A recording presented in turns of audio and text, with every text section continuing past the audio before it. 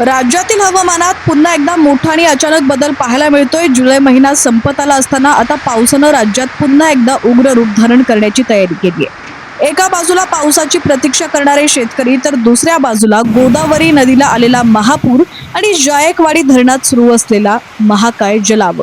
आजचं हे चित्र राज्यासाठी अतिशय महत्त्वाचं आणि निर्णायक ठरणार आहे। HPN मराठी न्यूजच्या या विशेष रिपोर्टमध्ये आपण हवामान अभ्यासक पंजाब डक यांनी वर्तवलेला पावसाचा नवीन आणि अचूक अंदाज सविस्तर जाणून घेणार आहोत। पण त्याआधी तुम्ही जर HPN मराठी न्यूज चॅनल पहिल्यांदाच पाहत असाल आणि अजूनही चॅनलला सबस्क्राइब केलेलं नसेल, फॉलो केलं नसेल तर नक्की करा, जेणेकरून HPN मराठी न्यूज चॅनलचे अपडेट्स लवकरात लवकर तुमच्यापर्यंत पोहोचण्यास मदत होईल। सुरुवात करूया हवामानाच्या ताज्या अंदाजापासून। ज्येष्ठ हवामान अभ्यासक पंजाब डक यांनी दिलेल्या माहितीनुसार आज 24 जुलै ते 5 ऑगस्ट पर्यंत राज्याच्या विविध भागात पावसाचा जोर पुन्हा वाढणार आहे। मात्र यावेळी पडणारा पाऊस हा संततधार किंवा रिमझिम स्वरूपाचा नसेल, तर तो अतिशय जोरदार आणि विखुरलेल्या स्वरूपाचा असणार आहे। पूर्व विदर्भ, पश्चिम विदर्भ, दक्षिण महाराष्ट्र, उत्तर महाराष्ट्र, कोकण किनारपट्टी, खानदेश आणि मराठवाडा या सर्वच भागांमध्ये आजपासून 5 ऑगस्ट पर्यंत पावसाचा हा खेळ पाहायला मिळेल। या पावसाचं एक खास वैशिष्ट्य पंजाब डक यांनी अधोरेखित केलेलं आहे। दररोज दुपारपर्यंत अतिशय कडक ऊन पडेल आणि दुपारी 2:30 ते 3च्या सुमारास अचानक ढग दाटून येतील आणि जोराचा कडाक्याचा पाऊस होईल। त्यामुळे शेतकरी बांधवांनी आपली फवारणीची आणि खतांची कामं दुपारच्या आतच उरकून घेणं फायद्याचं ठरेल। काय म्हणालेत पंजाब डक ते सुद्धा आपण जाणून घेणार आहोत। नमस्कार, मी पंजाब डक। आज आहे 24 जुलै 2026। 24, 25, 26, 27 त्याच्यानंतर 28, 29, 31 पर्यंत दररोज वेगवेगळ्या भागात आता पाऊस पडणार आहे। पण आता काय होणार आहे, ह्या पावसाचं स्वरूप रिमझिम नाही राहणार। काय होणार, दुपारपर्यंत चांगलं असं कडाक्याचं ऊन पडेल आणि 2-2:30च्या नंतर जोराचा पाऊस पडणार आहे। म्हणून हा अंदाज सर्व शेतकऱ्यांना लक्षात यायचा। राज्यात सांगायचं झालं तर पूर्व विदर्भ, पश्चिम विदर्भ, दक्षिण महाराष्ट्र, उत्तर महाराष्ट्र, कोकणपट्टी, खानदेश, मराठवाडा सगळीकडे आणखीन जवळपासनं 5 ऑगस्ट पर्यंत, म्हणजे आज 24 पासून 5 ऑगस्ट पर्यंत दररोज वेगवेगळ्या भागात विखुरलेल्या स्वरूपाचा पाऊस चालूच राहणार आहे। म्हणून हा अंदाज पावसाच्या या अंदाजानंतर आता वळूया मराठवाड्याची जीवनवाहिनी असलेल्या जायकवाडी धरणाच्या सर्वात मोठ्या अपडेटकडे। नाशिक आणि अहिल्यानगर जिल्ह्यात विशेषतः गोदावरी नदीच्या उगम क्षेत्रात गेल्या काही दिवसांपासून मुसळधार पाऊस सुरू आहे। यामुळे नाशिक परिसरातील नांदूर, मधमेश्वर, वेअरच्या वरील जवळपास 10 धरणं आता पूर्ण क्षमतेनं भरलेली आहे। या सर्व धरणांमधून ओव्हरफ्लो झालेलं पाणी आता थेट गोदावरी नदीच्या पात्रातून जायकवाडीच्या दिशेने झेपावत आहे। मागील काही तासांपासून नांदूर, मधमेश्वर, वेअरमधून तब्बल 90,000 ते 1,30,000 क्युसेक या प्रचंड वेगानं पाण्याचा विसर्ग सुरू आहे।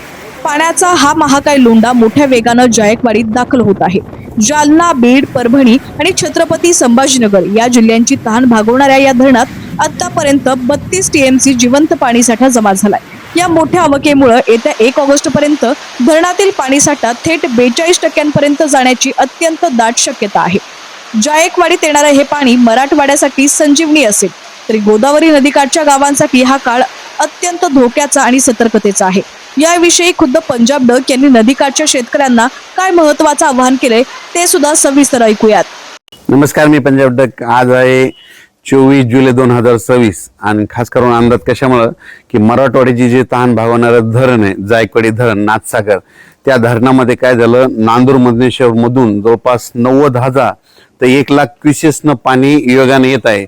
तर नदीकाठच्या सर्व शेतकऱ्याला सांगू इच्छितो की ज्यांची पाईपलाईन असेल किंवा पाळीव प्राणी असेल किंवा पशुधन असेल तर तुम्ही काय करा, आजच्या आज त्याची तयारी ठेवा। कारण की ना नांदूर, मधमेश्वरच्या वरील 10 धरण आहेत, त्या 10 धरण भरलेले आहेत आणि त्याचं पाणी नांदूर, मधमेश्वर मधून येत आहे आणि ते आता जायकवाडीच्या दिशेनं निघालंय। तर जवळपास 90,000 निघालंय, पण रात्रीपर्यंत ते 1,00,000 क्युसेसनं ते पाणी जाणार आहे। तर जात असताना नदीकाठच्या ठिकाणी पूर येणार आहे। त्यामुळं त्या शेतकऱ्याला सांगू इच्छितो की तुम्ही काय करा, तुम्ही तुमच्या पशुधनाची स्वतःची काळजी घ्या आणि राज्यामध्ये जायकवाडी जे मराठवाडीची तहान जे भागवणारं जे धरण आहे, जालना जिल्हा झालं, बीड जिल्हा झालं, परभणी जिल्हा, संभाजीनगर, त्या जायकवाडी धरणामध्ये आतापर्यंत 32 TMC पाणी साठा आहे।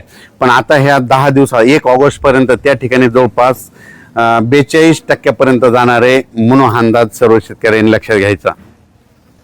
अचानक वातावरण बदल झाला तर परत एक मेसेज दिला जाईल। धन्यवाद। पंजाब डक यांनी दिलेल्या माहितीनुसार आणि प्रशासनाच्या इशाऱ्यानुसार HPN मराठी न्यूजच्या सर्व गोदावरी काठच्या नागरिकांना आणि शेतकऱ्यांना सतर्कतेचं आवाहन करत आहे. नदीपात्रात पाण्याची पातळी कोणत्याही क्षणी वेगानं वाहू शकते, त्यामुळे नदीपात्रात असलेल्या तुमच्या पाईपलाईन, शेतीपंप आणि विद्युत मोटारी आजच सुरक्षित स्थळी काढून ठेवा. तुमचे पशुधन म्हणजेच गायी, म्हशी आणि शेळ्यांना नदीकाठापासून दूर अंतरावर आणि सुरक्षित ठिकाणी बांधा. रात्रीच्या वेळी कोणत्याही कारणास्तव नदीपात्रात किंवा पुलावर जाणं पूर्णपणे टाळा. निसर्गाचा आनंद घ्या, पण स्वतःचा जीव धोक्यात घालू नका. राज्यातील पावसाची परिस्थिती आणि जायकवाडी धरणातील पाणी पातळीचे ताजे अपडेट्स आम्ही तुमच्यापर्यंत वेळेवर पोहोचत राहू. शेतकरी बांधवांनी हवामानाच्या या बदलत्या पॅटर्ननुसार आपल्या शेतीचं योग्य नियोजन करावं. ही माहिती अतिशय महत्त्वाची असल्यानं हा व्हिडिओ जास्तीत जास्त शेतकरी बांधवांपर्यंत आणि नदीकाठच्या गावांपर्यंत नक्की शेअर करा.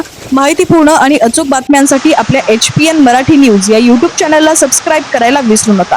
तुमच्या भागात सध्या पावसाची स्थिती कशी आहे हे आम्हाला कमेंट करून नक्की कळवा. पाहत रहा HPN मराठी न्यूज.